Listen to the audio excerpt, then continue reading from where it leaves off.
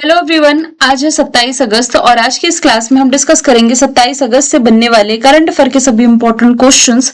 Previous class में हमने देखा था कि भारत की जो पहली स्वदेशी असॉल्ट राइफल का सफल परीक्षण किया गया, इसका नाम AK-203 शेर है। हाल ही में भारतीय टेस्ट क्रिकेट टीम में डेब्यू करने वाले सबसे उम्रदराज खिलाड़ी सारांश जैन बने हैं। भारत अपना खुद का अंतरिक्ष स्टेशन बनाएगा 2035 तक। अमेरिकी राज्य कैलिफोर्निया ने 8 नवंबर को दिवाली डे के रूप में मनाने का प्रस्ताव पारित किया है। UNCCD COP17 के दौरान चर्चे में रही रेंज एंड फ्लैगशिप इनिशिएटिव लगभग कितनी राशि की पहल है? तो ये 1.2 बिलियन अमेरिकी डॉलर की पहल है। ब्यूनस आयर्स में 56 मिनट 51 सेकेंड के समय के साथ हाफ मैराथन का वर्ल्ड रिकॉर्ड तोड़ने वाले जो योमुफ केजेल्शा हैं, ये इथियोपिया के खिलाड़ी हैं। BWF वर्ल्ड चैंपियनशिप में गोल्ड जीतने वाली फ्रेंच जोड़ी बनी है थॉम गिकवेल और डेल्फिन डेलेरू की। इंडियन एयर फोर्स है जो कि ऐतिहासिक बहुपक्षीय हवाई अभ्यास का आयोजन किया है, जो धरती पर अब तक का सबसे बड़ा एयर फोर्स अभ्यास है। यह है तरंग शक्ति। अभी ये लास्ट अगस्त में चलेगा। और इसरो और जैक्सा ने चंद्रमा के साउथ पोल क्षेत्र को लक्षित करने वाला आगामी चंद्र अन्वेषण मिशन ल्यूपेक्स मिशन के लिए सहयोग किया है। बैडमिंटन में भारतीय शटलर लक्ष्य सेन ने BWF world tour super 500 championship में मेन सिंगल का टाइटल जीता और डेंगू बुखार की रोकथाम के लिए विकसित भारत के पहले स्वदेशी टेट्रावैलेंट टीके का नाम डेंगुओल हो जाएगा। तो सभी क्वेश्चंस हमने देखे प्रीवियस क्लास में। शुरू करते हैं आज का हमारा पहला सवाल। सवाल है, हाल ही में इंडियन नेवी के दूसरे डाइविंग सपोर्ट वेसल जिसका नाम है निपुण, इसे कमीशन करने की घोषणा की गई है। पूछा यह जा रहा है कि इसका निर्माण किस शिपयार्ड द्वारा किया गया है? तो ये जो DSV निपुण है, इसका निर्माण किया गया है हिंदुस्तान शिपयार्ड लिमिटेड विशाखापट्टनम के द्वारा और इस महीने के अंतिम तक यानी कि अगस्त लास्ट में ये इंडियन नेवी में कमीशन होने जा रहा है। और ये जहाज गहरे समुद्र में डाइविंग ऑपरेशंस और सबमरीन रेस्क्यू सपोर्ट जैसे कार्यों के लिए महत्वपूर्ण है। तो यहाँ से भारत का जो पहला स्वदेशी डाइविंग सपोर्ट वेसल है, इसका नाम तो निपुण है। पूछा जाए कि इसका निर्माण किसने किया है, तो ये हिंदुस्तान शिपयार्ड लिमिटेड विशाखापट्टनम ने किया है। बात की जाए यदि इंडियन नेवी की, तो इंडियन नेवी जो है ये 4 दिसंबर को अपना स्थापना दिवस मनाता है और इसके जो वर्तमान में नेवी प्रमुख हैं, इनका नाम हो जाएगा DK त्रिपाठी यानी कि दिनेश कुमार त्रिपाठी। अब यहाँ से कुछ प्रोजेक्ट के तहत कुछ पनडुब्बियों का और कुछ पोतों का निर्माण हुआ है, जिसकी ट्रिक मैं आपको पहले भी बता चुकी हूँ। प्रोजेक्ट 17A फॉर अल्फा, इसके तहत कुल 7 युद्ध पोतों का निर्माण हुआ है। इसे याद रखने की ट्रिक मैंने बताई थी गिरी की, यानी कि इन जहाजों के लास्ट में गिरी शब्द आता है। नीलगिरी, हिमगिरी, तारागिरी, उदयगिरी, दूनागिरी, विंध्यगिरी और महेंद्रगिरी। न्यूक्लियर सबमरीन 4 है। इसे याद रखने की ट्रिक है, इनके नाम में अरि अरि अरि आता है, जैसे कि अरिहंत, अरिघात, अरिदमन और चौथा अरिसूदन है। प्रोजेक्ट 1775B के तहत कुल 6 स्कॉर्पियन पनडुब्बी का निर्माण हुआ है, जिसे याद रखने की ट्रिक है ट्रिपल के ट्रिपल वी। कलवरी, खंडेरी, करंज, वेला, वागीर, वगशीर। जो सर्वे पोत है 4 है, इसे याद रखने की ट्रिक है कि इसके नाम में इंग्लिश में लिखने में AK आता है लास्ट में कैसे? संध्यायक, निर्देशक, इक्षक, संशोधक। और प्रोजेक्ट 15B के तहत 4 जहाजों का निर्माण किया जा रहा है, जिसके याद रखने की जो ट्रिक है ये किसी सिटी के नाम से है, जैसे कि विशाखापट्टनम, मारमुगा, इम्फाल और सूरत। सवाल दूसरा है, हाल ही में भारत और चाइना के बीच सीमा पर यानी कि बॉर्डर प्रश्न पर आयोजित स्पेशल रिप्रेजेंटेटिव्स की जो 25वीं बैठक थी, इसमें भारत को किसने रिप्रेजेंट किया है? तो अजीत डोभाल ने किया है, जो कि भारत के वर्तमान में नेशनल सिक्योरिटी एडवाइजर हो जाएंगे। 25 अगस्त को ये मीटिंग आयोजित की गई थी, एडिशन इसका 25वां था। भारत की ओर से national security adviser Ajit Doval शामिल हुए और चाइना की ओर से विदेश मंत्री वांग यी शामिल हुए। इस बैठक में बॉर्डर पर यानी कि सीमा पर शांति और स्थिरता, साथ ही द्विपक्षीय संबंधों की समीक्षा पर चर्चा की गई। एस जयशंकर है कौन? तो ये वर्तमान में हमारे विदेश मंत्री हो जाएंगे, फॉरेन मिनिस्ट्री संभाल रहे हैं। राजनाथ सिंह ये हमारे रक्षा मंत्री, मिनिस्ट्री ऑफ डिफेंस संभाल रहे हैं।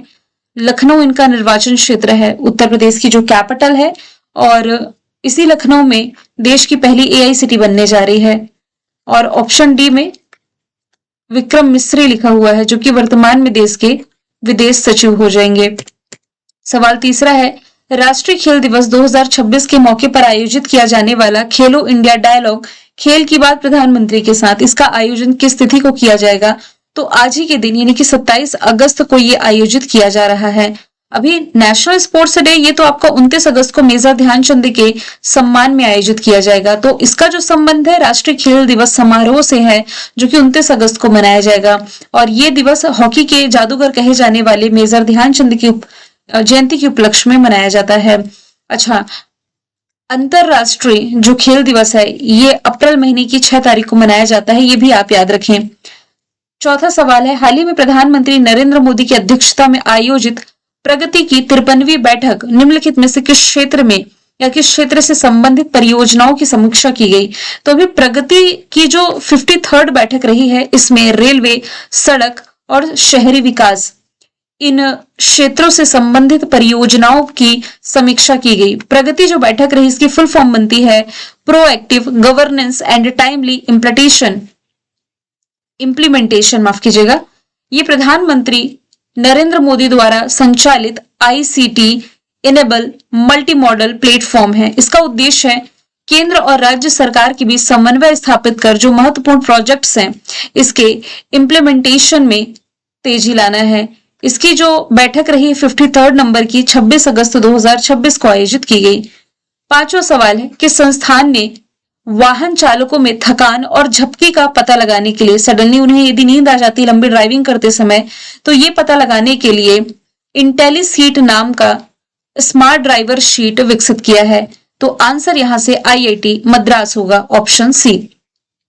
आईआईटी मद्रास ने ड्राइवरों की थकान और नींद का पता लगाने के लिए इंटेलिसीट बनाई है और इस शीट के अंदर खास सेंसर लगे हुए हैं। ये ड्राइवर के बैठने के तरीके और दिल की धड़कन को मापती है। थकान या झपकी आने पर शीट में वाइब्रेशन का अलार्म बज जाता है। ये तकनीक बिना किसी कैमरे या पहनने वाले गैजेट के काम करती है। इसका मुख्य उद्देश्य नींद के कारण होने वाले जो सड़क हादसे हैं इन्हें रोकना।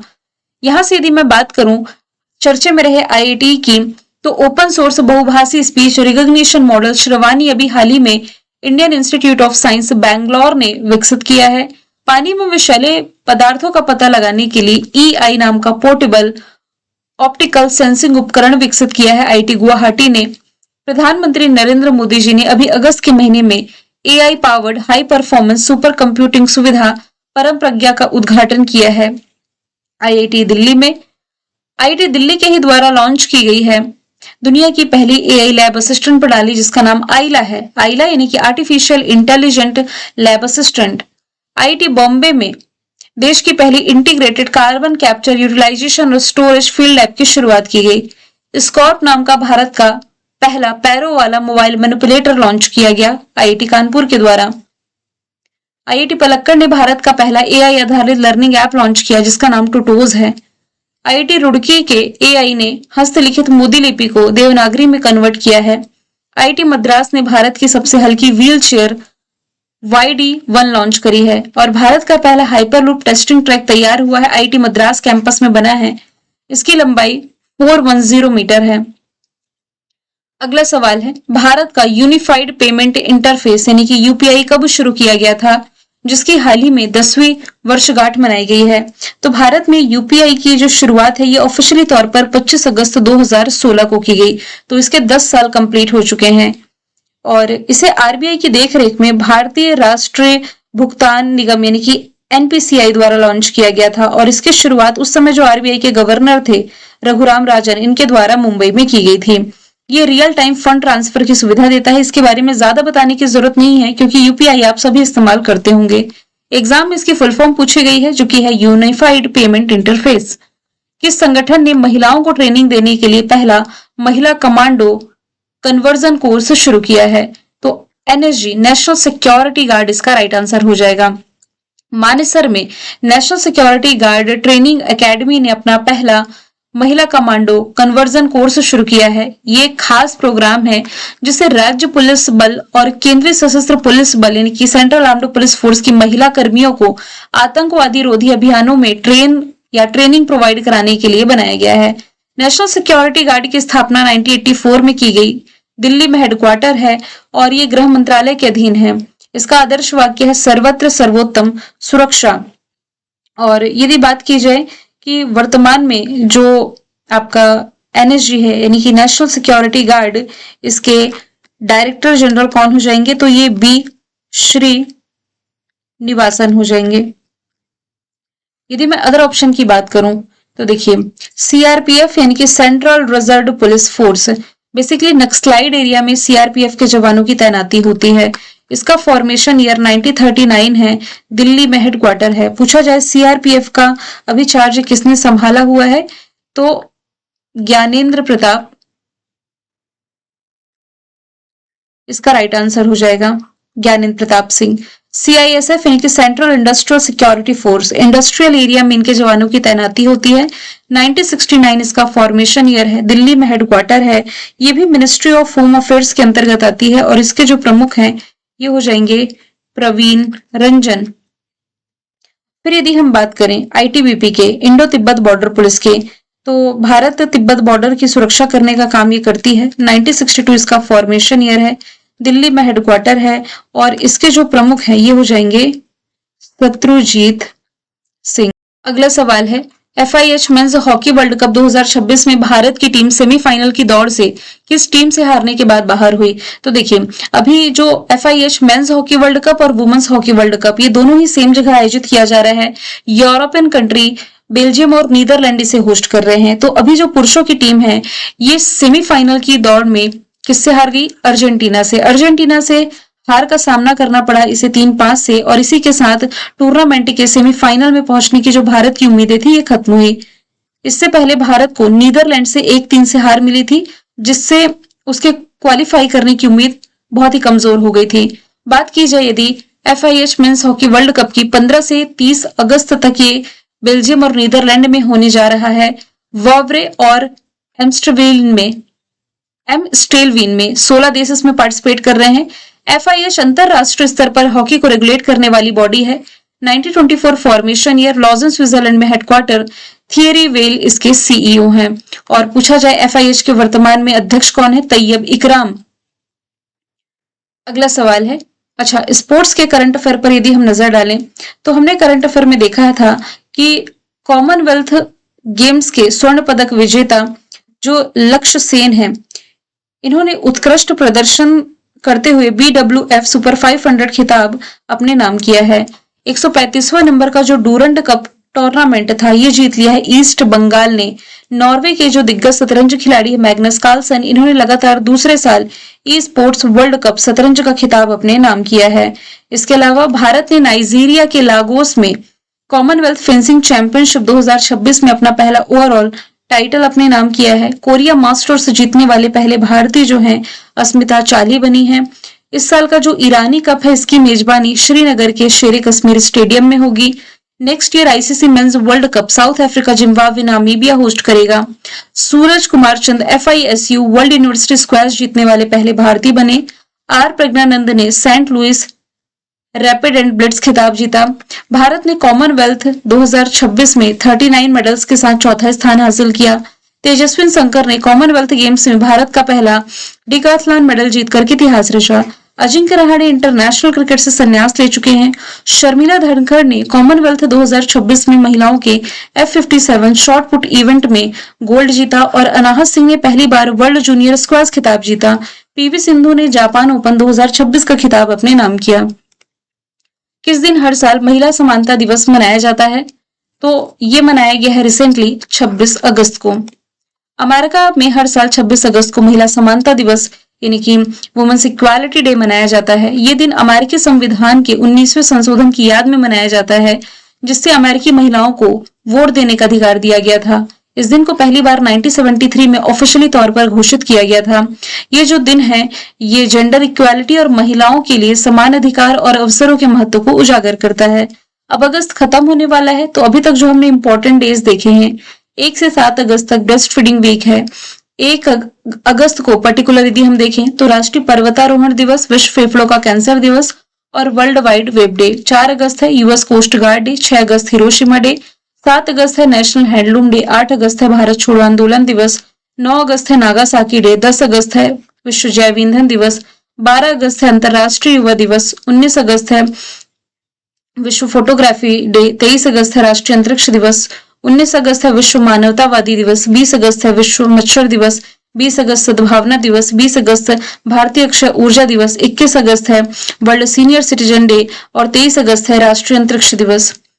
हाल ही में भारत सरकार ने आरबीआई के सेंट्रल बोर्ड में part time non official director के रूप में किसे नियुक्त किया है? तो एनी जॉर्ज मैथ्यू, जन मेयर, कुमार सिन्हा और सैयद अकबरुद्दीन, ये तीनों ही इसके राइट आंसर हो जाएंगे। केंद्र सरकार के द्वारा इन तीनों की ही नियुक्ति 4 साल के कार्यकाल के लिए की गई है, जिसमें कि एनी जॉर्ज मैथ्यू ये वित्त मंत्रालय में व्यय के पूर्व विशेष सचिव रहे हैं। जो जन मेजर कुमार सिन्हा है ये बोस्टन कंसल्टिंग ग्रुप इंडिया के चेयरमैन रहे। सैयद अकबरुद्दीन जो है ये यूनाइटेड नेशन में भारत के पूर्व स्थायी प्रतिनिधि और पूर्व राजनयिक रह चुके हैं। आरबीआई का फॉर्मेशन ईयर है 1 अप्रैल 1935। हिल्टन यंग कमीशन की सिफारिश पर इसकी स्थापना की गई। राष्ट्रीयकरण किया गया 1 जनवरी 1949 में। मुंबई महाराष्ट्र में इसका हेडक्वार्टर है। अगला सवाल है, अच्छा हालिया अपॉइंटमेंट पर नजर डालें तो सुप्रीम कोर्ट बार एसोसिएशन के अध्यक्ष प्रदीप रॉय बने हैं। राहुल नवीन ईडी के निदेशक के रूप में 1 साल का विस्तार पाया है। सेबी के निदेशक कार्यकारी निदेशक जो हैं प्रशांत महापात्रा बने। नीति आयोग के सीईओ अनुराग जैन, अल्पसंख्यक आयोग के अध्यक्ष हरजीत सिंह ग्रेवाल, दिल्ली पुलिस आयुक्त अनुराग कुमार, सीआईए के अध्यक्ष आर मुकुंदन, सीबीडीटी के हेड है रवि अग्रवाल, विक्रम साराभाई अंतरिक्ष केंद्र के निदेशक Upendra P Rajeev, solicitor general Tushar Mehta, सांख्यिकी आयोग के अध्यक्ष सबल चट्टोपाध्याय, डीआरडीओ के अध्यक्ष राजेश कुमार सिंह, सीबीआई के प्रवीण सूद, सीडीएस है एनएस राजा सुब्रमणी, नौसेना के प्रमुख है एडमिरल कृष्ण स्वामीनाथन, सीबीएफसी के हेड है शशि शेखर वेम्पति, एचएएल के सीएमडी रवि के, डीएमआईएल के सीईओ संजय जमुआर, सूचना प्रसारण मंत्रालय के सचिव चंचल कुमार, नीति आयोग के सीईओ अनुराग जैन, पिछड़ा वर्ग आयोग के अध्यक्ष साध्वी निरंजन ज्योति, डीजीसीए के हेड है वीर विक्रम यादव, सेबी के पूर्णकालिक सदस्य है वेंकट रमना मूर्ति, सतर्कता आयुक्त हो जाएंगे प्रवीण वशिष्ठ। निम्नलिखित में से आईसीसी विश्व टेस्ट चैंपियनशिप इतिहास में सबसे ज्यादा विकेट लेने वाले जो खिलाड़ी बने हैं इनका नाम क्या हो जाएगा? Mitchell Starc. ये किस कंट्री से बिलोंग करते हैं? तो ये ऑस्ट्रेलिया से बिलोंग करते हैं। आईसीसी वर्ल्ड टेस्ट चैंपियनशिप के इतिहास में सबसे ज्यादा विकेट लेने वाले गेंदबाज बने। ऑस्ट्रेलिया के इस दिग्गज तेज गेंदबाज ने बांग्लादेश के खिलाफ घरेलू टेस्ट सीरीज में उपलब्धि हासिल करी। इन्होंने अपने साथी खिलाड़ी पैट कमिंस जो ऑस्ट्रेलिया से ही हैं, साथ ही नाथन लियोन को पीछे छोड़ करके ये रिकॉर्ड हासिल किया। निम्नलिखित में से किस अमेरिकी राज्य ने 15 अगस्त को राष्ट्रीय भारत केंद्र दिवस घोषित किया है? तो यहां से इलिनोइस इसका राइट आंसर होगा, ऑप्शन बी। इलिनोइस ने 15 अगस्त को नेशनल इंडिया हब डे घोषित किया है और ये घोषित किया गया शॉमबर्ग इलिनोइस में नेशनल इंडिया हब 15 अगस्त 2026 को। और इंडिया फेस्ट 2026 के दौरान भारत के 80वें स्वतंत्रता दिवस समारोह के साथ ये घोषणा की गई। इसके अलावा हमने करंट अफेयर में देखा था कि अमेरिका के मैसाचुसेट्स, डेलावेयर, न्यूयॉर्क और न्यू जर्सी इन स्टेट ने 15 अगस्त का दिन ये इंडिया डे के रूप में मनाए जाने की घोषणा करी। और हमने कल ही के करंट अफेयर में देखा था जो कैलिफोर्निया है इसने 8 नवंबर को दिवाली डे के रूप में मनाने का प्रस्ताव पारित किया है।